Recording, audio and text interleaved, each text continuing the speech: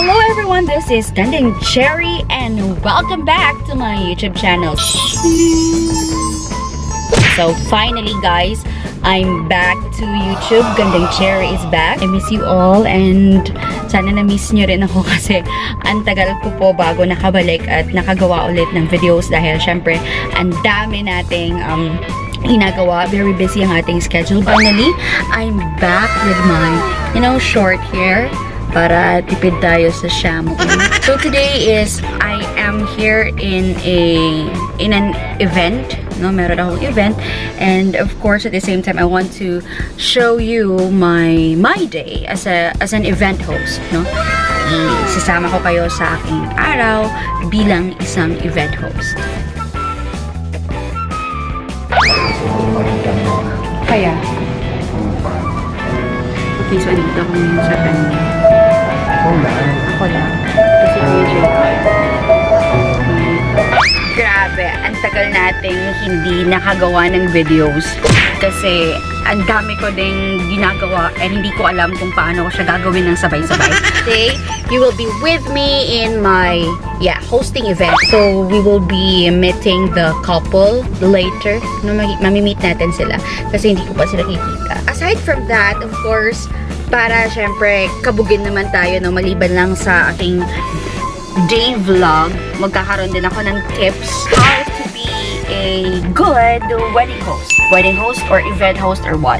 So we will have to talk about it, we'll have to discuss, or I will just share to you para kahit paano is, makashare naman tayo ng aking mga experiences. Kasi most of the things that I will discuss to you guys are all my natutunan ko, learnings from the experiences being an event host. So actually this is just a side job. So, silip-silip muna tayo guys kasi hindi ko pa time to shine. Mayak pa.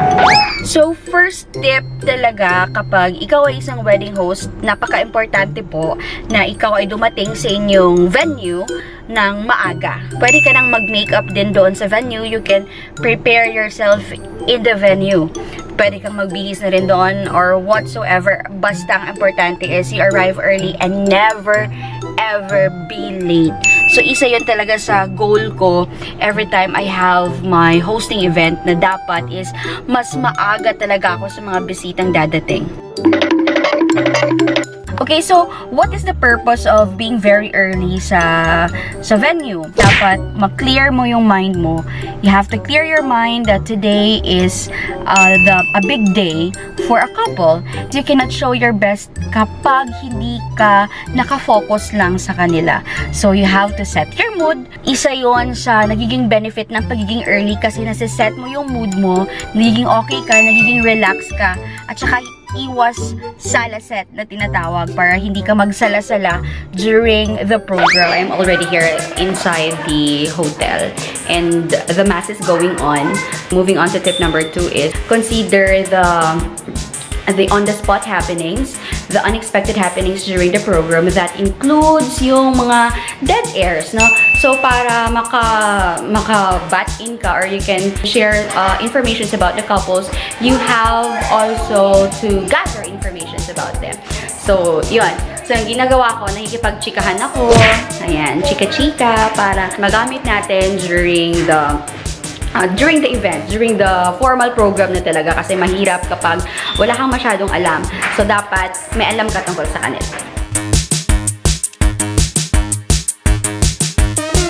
Moving on to our tip. Okay lang, nandyan. Ayan o, may fan tayo. So, of course, you have to look presentable because you will be facing iba't ibang klase ng tao. So, dapat ang mukha natin ay medyo katanggap-tanggap naman.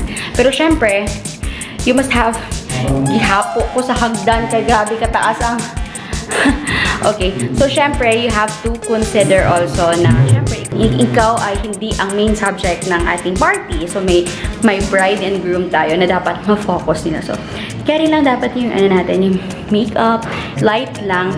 Kasi dapat ang center talaga of attraction is the bride and the groom. So, dapat mas maganda talaga si bride.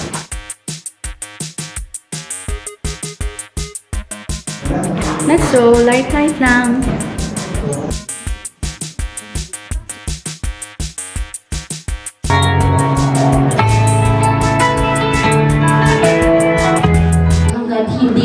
maayos ang problema. Kasi kapag may problema, kahit gusto mong itulong, kahit gusto mong ihimbing, hindi talaga masisettle ang iyong isip. Tandaan mo yan. So, dapat ang babae maging understanding pagdating sa husband, kasi napakagwapo ng ating husband. Ngayon, tingnan mo naman. Sundalo pa. Of course, pretty din tayo, di ba, Grace? Ayan. So, yun lang iba, kundi ikaw ang nakakaalam. Madi na ang pasusuplada, tapos mabalit, tibiyag, tiagasawa. Okay? Thumbs up. Thank you very much. And with that, moving on to our second gala-gala. Wow! Ayan na si tatay. Naku, tay, ang haba.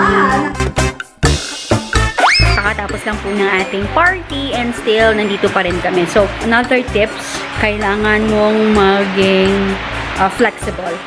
Being flexible is one of the characteristics talaga yan ng isang host, kasi nakadepende yung magiging arte mo, yung magiging performance mo sa audience mo. Ma-assess mo sila kung ano yung gusto nila na approach, kung gusto ba nila na jolly, gusto ba nila ng formal or what. Yan, so dapat magkaroon ka din ng full energy or energetic. Dapat naka-charge ka kapag mag-host ka ng event, kasi syempre ikaw ang magdadala ng show. So there is nobody who will handle, kasi ikaw may hawak ng microphone eh. Ikaw ang magdadala sa mood ng audience. Ayun, isa sa mga ginagawa ko kasi is dapat maramdaman ka nila na you are really trying your best to connect with them. Okay, so okay. So mapamahiin ang nagbigay ng gift sa'yo na dapat may bigas talaga.